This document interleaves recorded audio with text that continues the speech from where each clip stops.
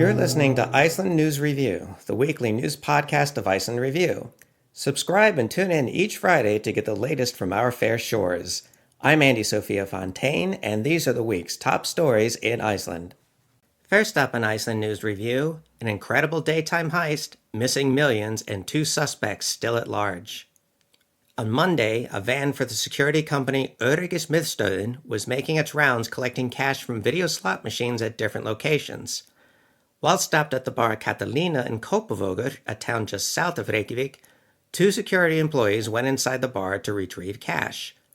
This is when the robbers sprang into action, backing up a Toyota Yaris with stolen plates to the back of the van. They smashed the rear window and grabbed sacks from the back of the van, loading them into the car and driving away. The entire operation took about 40 seconds. 5 of these bags were empty, but 2 contained cash totaling between 10 and 20 million ISK. These bags were later recovered, minus the cash, and while police said that the dye packs went off in some of the bags, they didn't go off in all of them. These bags were reportedly opened with an angle grinder. Incidentally, this money was insured as it was intended for helping fund the University of Iceland. Police say that the heist was clearly well organized and planned far in advance. So much so that police are now speculating that the heist may be related to other unsolved and well-organized heists that have happened in Iceland, some going as far back as 1991. This is, however, pure conjecture. At the time of this recording, the car the perpetrators used has still not been found, nor have the 2 suspects involved, nor the money. Iceland's presidential race has taken an interesting turn, as most recent polling shows about as many people intend to vote for the leading candidate as there are people who are still undecided. Political scientist Baldur Þórhallsson is in the lead, polling at 37%. This puts him well ahead of the second-place contender, businesswoman Halla Tómasdóttir, who is currently at 15%. Every other candidate is polling in single-digit percentages.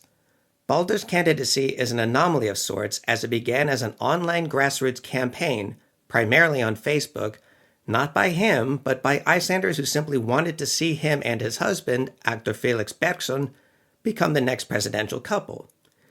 This idea was apparently appealing to enough people that Baldur felt compelled to run. These polling numbers may give the impression of it being Baldur's race to lose, but consider the following. First of all, presidential elections are not until June 1st, which is an extremely long time in a political campaign. Anything could happen.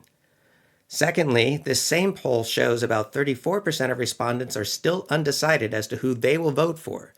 This is especially the case with young people, as 55% of those aged 18 to 24 say they still do not yet know who they may vote for, if anyone, for President of Iceland.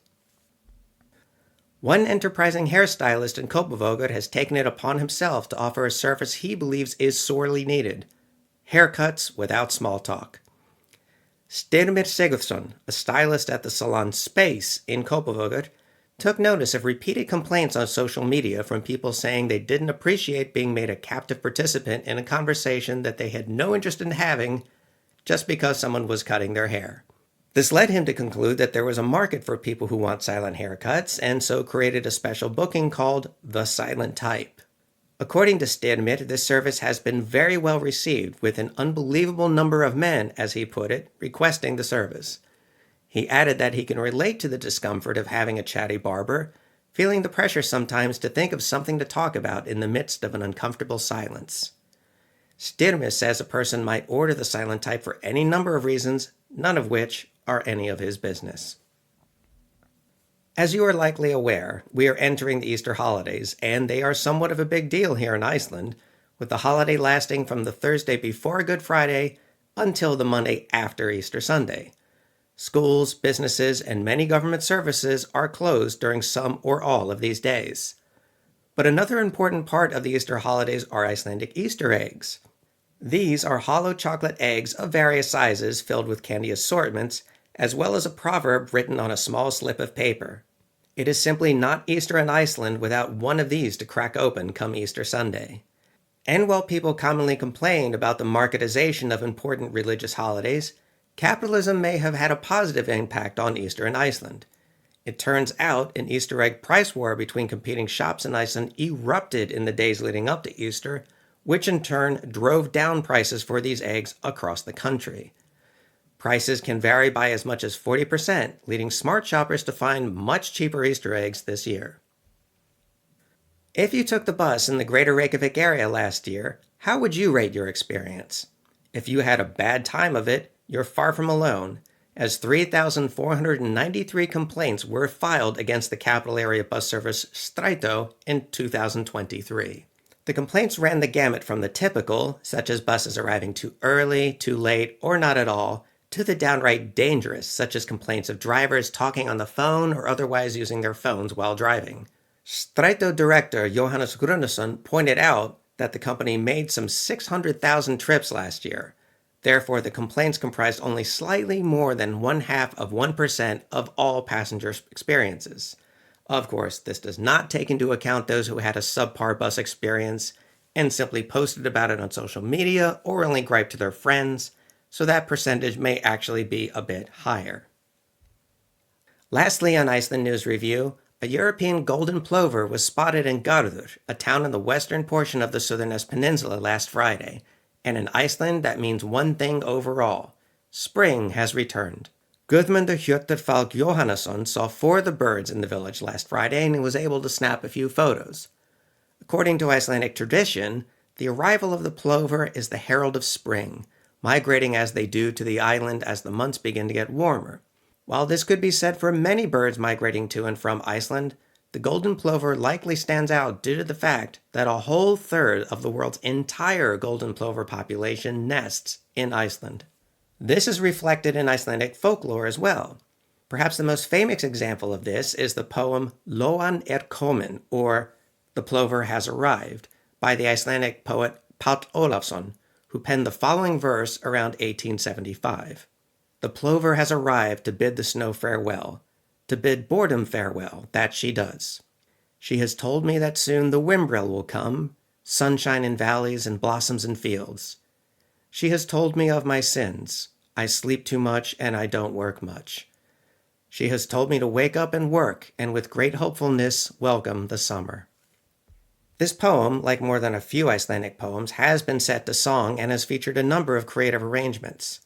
For the record, the vernal equinox, that is, the actual first day of spring, for the Northern Hemisphere was on March 20th. Next up, the weather this weekend.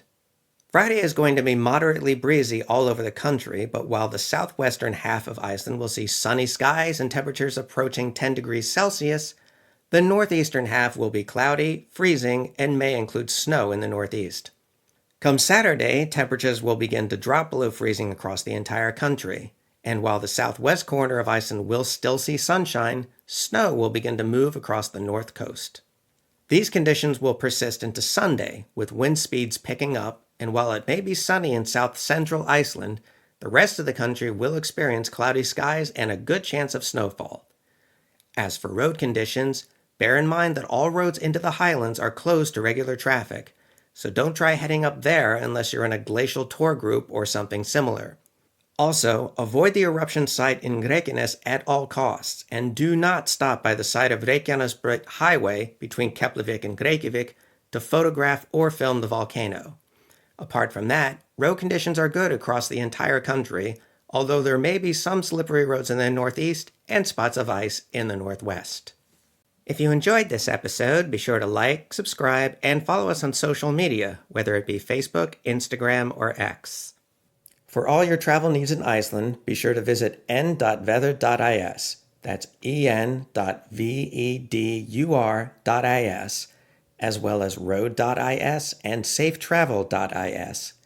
Through these 3 websites, you'll get up-to-the-minute information on weather and road conditions, as well as possible incoming natural events. By staying updated through these sites, you'll not only save yourself a lot of time and money, you'll also be able to enjoy Iceland with peace of mind. That's all for me this week on Iceland News Review. Be good to each other.